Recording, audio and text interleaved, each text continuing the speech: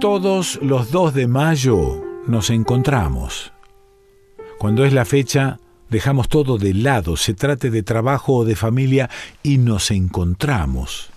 Una vez al año. Nos gusta, al emborracharnos, evocar los que éramos, parte de aquella tripulación, y no los que somos ahora, porque ya no somos los mismos. Ya no somos los marinos que fuimos. Colin ahora es chofer de taxi. Tiene 4 hijos problemáticos y una mujer diabética. Michael es vigilante de un supermercado, es viudo, tiene una hija heroinómana. Y yo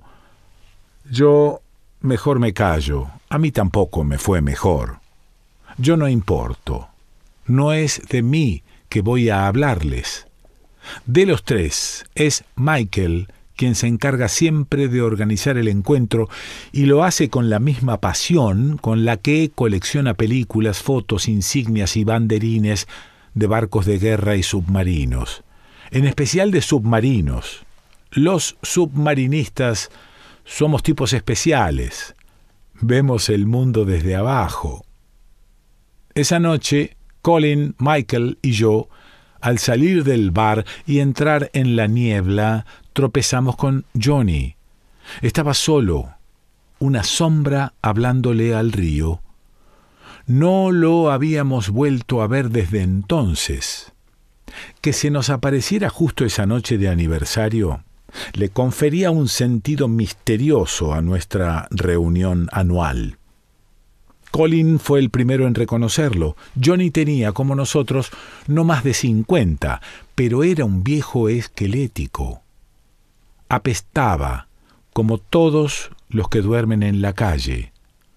Sabemos reconocer a los derrotados, y los derrotados somos, a pesar de la victoria, los que estuvimos allí. Allí es las Falkland, y nosotros, basura bajo la alfombra. Pudimos ver en Johnny al tipo vencido que alguna vez como nosotros fue joven y siendo marino creyó pertenecer a una estirpe, uno de los nuestros, pero el mar, también lo sabemos, se las ingenia para ahogar nuestras pretensiones. Los que fuimos del mar sin barco somos parias. Creo haberlo dicho, Johnny iba hablando solo, frases sueltas, algunas mal acentuadas. Sonaba a rezo lo suyo. De pronto se calló y nos miró a los ojos. Pero no era a nosotros que miraba. Tardamos en darnos cuenta de que pronunciaban nombres en español. Argis. De memoria los decía. Preguntando a la oscuridad decía cada nombre, pero nadie le contestaba. La ballena, le escuchamos decir. Johnny no estaba borracho. Y esta es su historia. Mi padre, un párroco de Manchester, nos contó Johnny, cuando lo mandaron a Manchester se convenció de que él era Jonás y Manchester su Nínive, un enviado del Señor con una misión especial, irradiar la fe. Y yo, cuando no trabajaba en un taller mecánico, era el portero en ese templo con goteras. Me reventaba atender los menesteres del culto. La fe era su problema, no el mío, pobre mi viejo. Terminó abandonado por el resentimiento de sus feligreses, los obreros en la calle. ¿Cómo convencerlos de que había un Dios si no había un pan? Las fábricas cerraban, aumentaba la desocupación y en tanto los irlandeses morían en sus huelgas de hambre. Mi madre, celadora de un colegio que era un reformatorio. Nuestra casa, angosta, de 2 plantas, el olor a frito, los pasos en la escalera de madera que sonaban como un martillo clavando un ataúd, las risas de la tele, un fox terrier viejo y su hedor en los almohadones, una novia escuálida, teñida de azul y con granos. Nos mudamos a Londres. Mi madre limpió las letrinas de un asilo de idiotas en Bayswater. Era mejor que nada. Para mi padre esta mudanza era otra señal de Dios. Londres, su nueva Nínive. Dios no paraba de mandarle señales. Dios y la ginebra también, porque a esta altura se había vuelto devoto de la ginebra. Se emborrachaba hasta que los renacuajos, las iguanas y las culebras imaginarias le trepaban por el cuerpo. Mi madre movía su culo gordo calentando a los babosos del asilo. No tuve suerte como mecánico. Conseguí trabajo en el lavadero de un hindú. Me quedaba una chance más digna, enrolarme, un sueldo fijo. De acuerdo, te preparaban para matar, pero no había nadie a quien matar. El imperio tenía cada vez menos colonias, y ya nadie se acordaba de la última guerra. Me pagaban por lo que nunca haría. Mi padre cayó en un hospital de mala muerte. Lo visité una tarde. ¿Qué sabía de la ramera babilónica?, me preguntó. No le contesté. Tampoco insistió. Lo último que un hombre debe perder es la fe, me dijo. No clamo por tu perdón, Señor, y agradezco tu castigo. Aún en la desgracia conservo mi fe. Le conté que me había enganchado en la marina, que me habían asignado a un submarino. Antes de marcharme me agarró la mano, puro hueso era, alambres sus dedos. Si Dios nos somete a una prueba, no podemos huirle, me dijo. Dios es el dueño de todo y todo lo gobierna, los cielos, la tierra, el mar, la tempestad y la calma. El mar le desagrada y pide su castigo, pero es misericordioso y perdona, aprecia el arrepentimiento. No te enojes, Jonás. Tu misión es terminar lo que yo no pude. Nínive, me dijo. Puedo verte llevando el mensaje de la fe. Alucinaba. Jonás me llamaba. Nunca antes me había llamado por mi verdadero nombre. Que me resistía a ver la señal, me dijo. Para él estaba clara la señal, mi señal, la ballena, dijo. Lo único que me faltaba, continuar su misión de fe. No le quise llevar la contra, no correspondía. Quedé en visitarlo. Cuando volví al hospital, mi padre ya no estaba. Terminó su última botella y su vida en un rincón de Park Lane. Londres era otra vez Dickens, si es que alguna vez dejó de serlo. A Johnny al principio le costaba creer no solo que lo habían admitido en la Marina inglesa, también su destino, y si el padre había entrevisto lo que él se resistía a aceptar, se preguntó. ¿Y si el submarino no era solo la señal que Dios, Padre Todopoderoso, le había enviado? ¿Y si el Conqueror era una prueba para que el Hijo, convenciéndose de la existencia de Dios, cumplieran la misión que el Padre había dejado inconclusa? Y si todo esto era así, ¿entonces qué?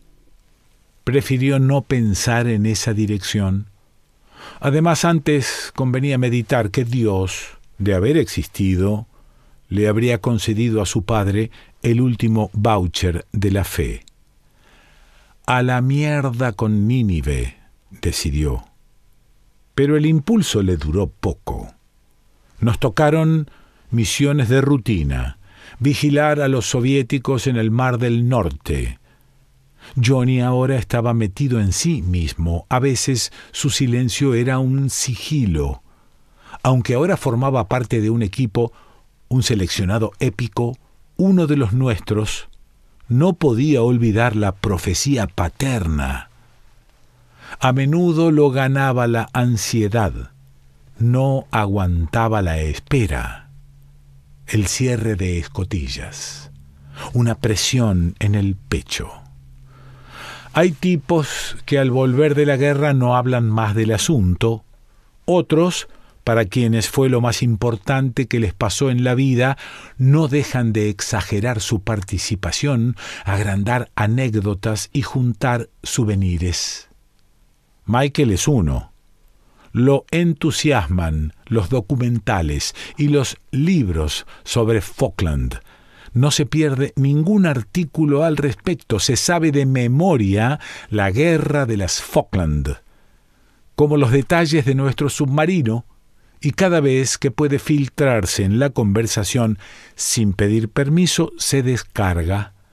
Michael le dio presión al recuerdo. Con casi 90 metros de eslora, 10 de manga y 9 de calado, el submarino nuclear Conqueror provenía del astillero Camel Laird en Birkenhead. Lo botaron a fines de los 60. Disponía de 6 tubos para disparar torpedos Mark 8, Mark 24 y misiles Harpoon. Sumergido podía alcanzar una velocidad de 28 nudos. Su tripulación, 100 marinos. Nosotros entre ellos. El objetivo, espiar los movimientos de la Fuerza Naval Soviética. En abril del 82 anclaba en la base naval Faslane, hasta que un día nos ordenaron entrar en acción. El objetivo era vigilar la flota argentina y en especial un buque que navegaba al sudoeste de las Falkland. Unos militares Argys buscaban salvarse y conservar el poder persiguiendo la unidad nacional con una guerra. Alguien dijo que esa guerrita representaba lo mismo para la Dama de Hierro. Johnny no prestó atención. La política no le importaba. Apenas el comandante informó el destino, nos preguntamos qué hacían los Argys invadiendo las Shetland. Creíamos que esas islas estaban cerca de las Shetland. Shetland, bromeó alguno. ¿Por qué no invadieron Barbados, tan soleada? Un oficial nos informó que del alto mando pedían que tuviéramos cuidado con las ballenas, una especie en extinción. Una cosa es la guerra y otra la ecología. Que no confundiéramos al enemigo con un cetáceo. Eso les preocupaba. Johnny sentía el vértigo. Se preguntaba si estaría a la altura de la situación. Colin era el torpedista. Fueron los primeros en advertir el objetivo. El Belgrano se reabastecía de combustible en alta mar. Un satélite había detectado al petrolero Rosales, fácil de captar por sus motores diésel. Michael identificó el objetivo en su pantalla. Nos acercamos. Subimos lo mínimo para usar el periscopio.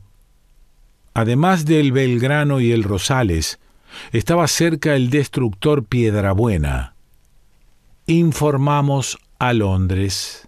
Nos ordenaron perseguir al Belgrano. Que no jodiéramos a las ballenas, recordaron. Ya recibiríamos más órdenes. 2 días después, el 2 de mayo, una tarde de domingo, antes del anochecer, el submarino, casi a 2 kilómetros de distancia, disparó sus torpedos. Johnny los disparó. Michael, el maniático de los datos, con su obsesión de filatelista, busca completar la historia. Con su detallismo, se acuerda de Pearl Harbor. El Phoenix provenía del astillero New York Shipbuilding. 185 metros de eslora, 21 metros de manga, 7 metros de calado, 15 cañones, 3 en cada una de sus 5 torres. 8 cañones antiaéreos, 28 cañones Bofors, 24 cañones de 20 milímetros, hangar para 4 aviones, 2 montajes cuádruples de misiles Sea-Cat. Fue votado un domingo de 1938 y por entonces, en un viaje diplomático, ancló en aguas argentinas. Más tarde, en el Pacífico, sobrevivió el ataque japonés en Pearl Harbor. Superstición se dirá, pero fue domingo el desastre de Pearl Harbor y también sería domingo el día de su muerte. En Pearl Harbor respondió al ataque, pero no fue alcanzado por las bombas japonesas.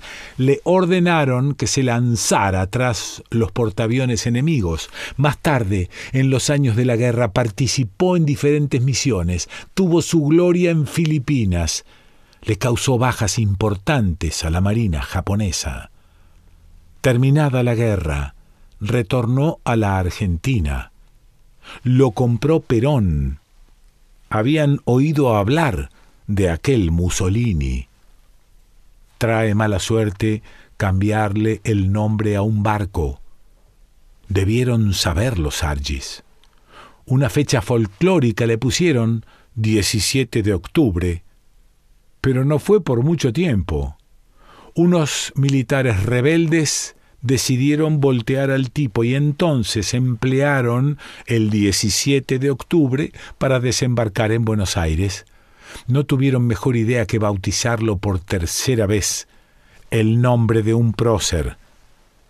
Esos países bananeros. Si es verdad que no conviene cambiarle el nombre a un barco, los Argys desafiaron demasiado la suerte. El Phoenix sufrió 2 nuevos bautismos, 2 domingos, 2 bautismos, 2 torpedos. Un 2 de mayo, el Phoenix estuvo maldito desde el mismo día en que cambió su bandera, y su destino estaba sellado en esa tarde del 82, cuando 2 torpedos del Conqueror lo hundieron en menos de 40 minutos. El viento soplaba a 120 kilómetros, las olas medían más de 12 metros, la temperatura era de 10 grados bajo cero. El Phoenix se encontraba al este de las Islas de los Estados y al sur de las Falkland. De sus 1000 tripulantes, perdieron la vida más de 300. El mar estaba encrespado y los torpedos iban a 5 metros de profundidad. Los Argys no pudieron verlos. Podíamos imaginar lo que pasaba en el Belgrano. Un marino que camina por un pasillo siente una explosión, todo se mueve, tiembla el piso, se corta la luz, la oscuridad más negra, el silencio que aturde. Alguien grita: «Tranquilos, que no pasa nada». Entre una y otra explosión hay 30 segundos. El primer torpedo impactó en la sala de máquinas de popa cerca del comedor y los dormitorios. Los muertos, los heridos. El olor a petróleo intoxica. La onda expansiva provoca una chimenea de 15 metros y atraviesa las 5 cubiertas. 30 segundos. El segundo torpedo acierta en la proa. Se eleva una columna de agua, hierros. Desaparecen 15 metros de buque. Más tarde se dirá que los 300 muertos del Belgrano, la mayoría murió con el primer impacto. Mientras se arrojan al mar las primeras balsas, la tripulación todavía no escucha la orden de abandonar el barco. Marinos desnudos, envueltos en llamas, se retuercen aullando. Los compañeros quieren arroparlos, pero es tarde. El Belgrano se inclina. Las balsas siguen cayendo al agua. Los marinos saltan. El Belgrano se hunde. Una humareda densa se recorta en el cielo gris. Los náufragos buscan poner distancia del barco. Al hundirse, puede tragarlos. A las 5 de la tarde, cuando los náufragos se alejan del Belgrano, lo ven hundirse. En menos de 40 minutos solo flotan en el océano los cuerpos de los sobrevivientes y las balsas. Es casi de noche. Divisan unos buques escolta, pero los buques se esfuman, temen otro ataque. Unas horas después, un temporal sacude las balsas. Las olas amenazan darlas vuelta, impiden la atención de los heridos. Los marinos vomitan. Les cuesta cerrar los techos de lona.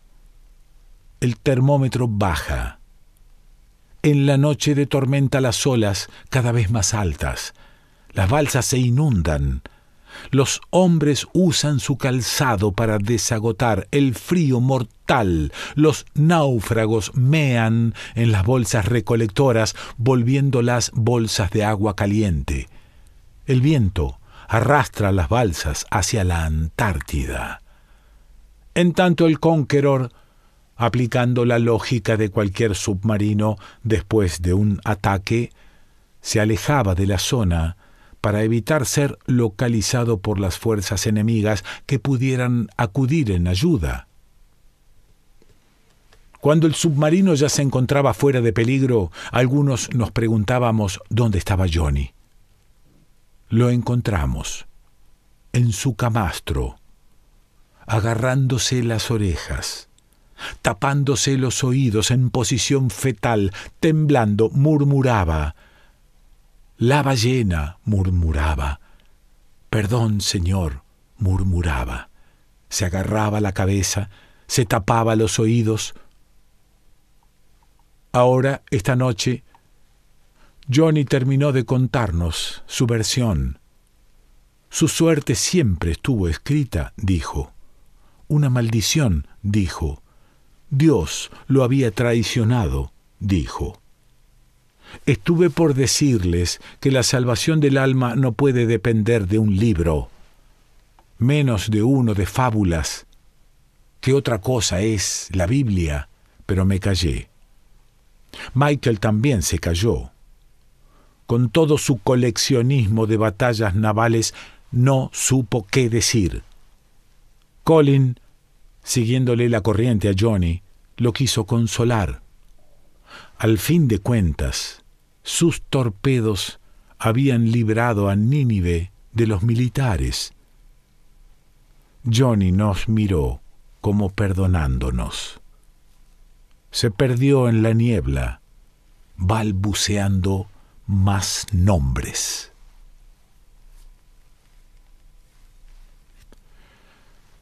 Guillermo Sacomano.